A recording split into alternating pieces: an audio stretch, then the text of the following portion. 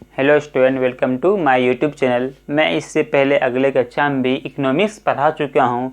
जैसे पढ़ाए थे आर्थिक क्रियाएं, अर्थव्यवस्था इसे कहते हैं, और अर्थव्यवस्था का ढांचा, अर्थव्यवस्था का प्रकार। अभी हम जो अगला टॉपिक जो आपका है समावेशी विकास।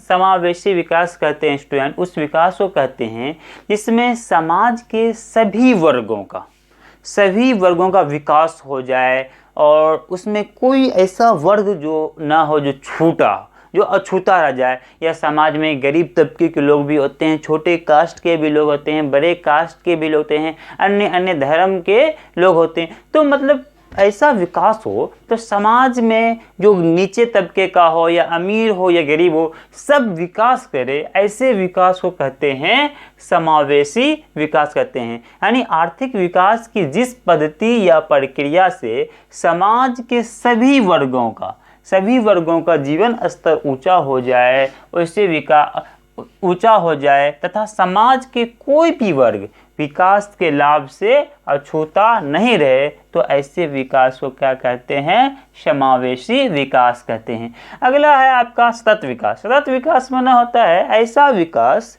जो कि आने वाले पीढ़ी को भी ध्यान में रख के किया जाए। जैसे कुछ ऐसे पदार्थ होते हैं स्टूडेंट की जो कि ख़त्म हो जाएंगे, जैसे अनवीकरणीय पदार्थ, और जैसे पेट्रोलियम प्रोडक्ट होते हैं, जीवाश्म ईंधन जिसे कहते हैं। जीवाश्म ईंधन में पेट्रोलियम, डीजल वगैरह और कोयला वगैरह भी आते हैं। तो ये कभी न कभी ये एक सोर्स लिमिट है पूरी दुनिया में, ये कभी न कभी ख़त्म हो जाएगा। इसलिए ऐसा हम लोगों को विकास का करना है कि ऐसे इतना करना है ताकि आने वाले जो फ्यूचर जनरेशन है वो भी इस विकास से अछूता न रह जाए।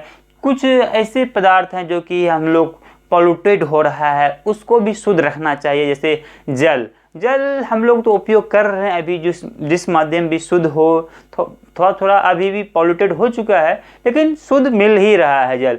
तो अगर इसमें अगर आप हम लोग जो भी इंडस्ट्री चला रहे हैं उसके वजह से पॉल्यूटेड हो रहा है, तो ये विकास तो हो रहा है लेकिन सतत विकास नहीं हो पा रहा है। सतत विकास के लिए आपको जल को भी, वायु को भी या मृदा को भी आपको शुद्ध रखना पड़ेगा कि आने वाले जो फ्यूचर जनरेशन होंगे वो भी इस विकास से अछूता न रह जाए। यानी ऐसा विकास जो जारी रह सके, टिकाऊ बना रहे।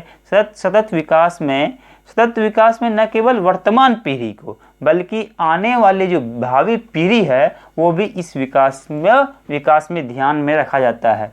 तो ये सतत विकास हो गया। अगला है विकास और वृद्धि में अंतर स्पष्ट करें। ये विकास और वृद्धि में अंतर स्पष्ट करने का जो अंतर बताने में थोड़ा अर्थशास्त्र ने अपने अंदाज से दिए हैं। तो पहला है जो मेडिसन का ये है कथन कि धनी देशों में जो आय का बढ़ता हुआ स्तर है, जो धनी देश है या धनी देशों, उसको कहते हैं आर्थिक वृद्धि कहते हैं, जैसे अमेरिका वगैरह सब।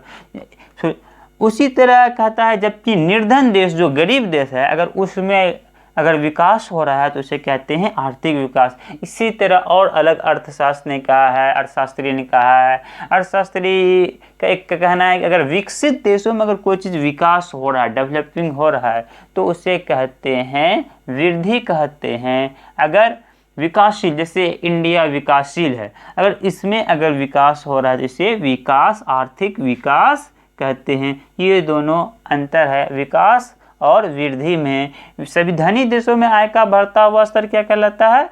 आर्थिक वृद्धि कहलाता है, जबकि निर्धन देशों में आय का बढ़ता हुआ स्तर क्या कहलाता है? आर्थिक विकास कहलाता है।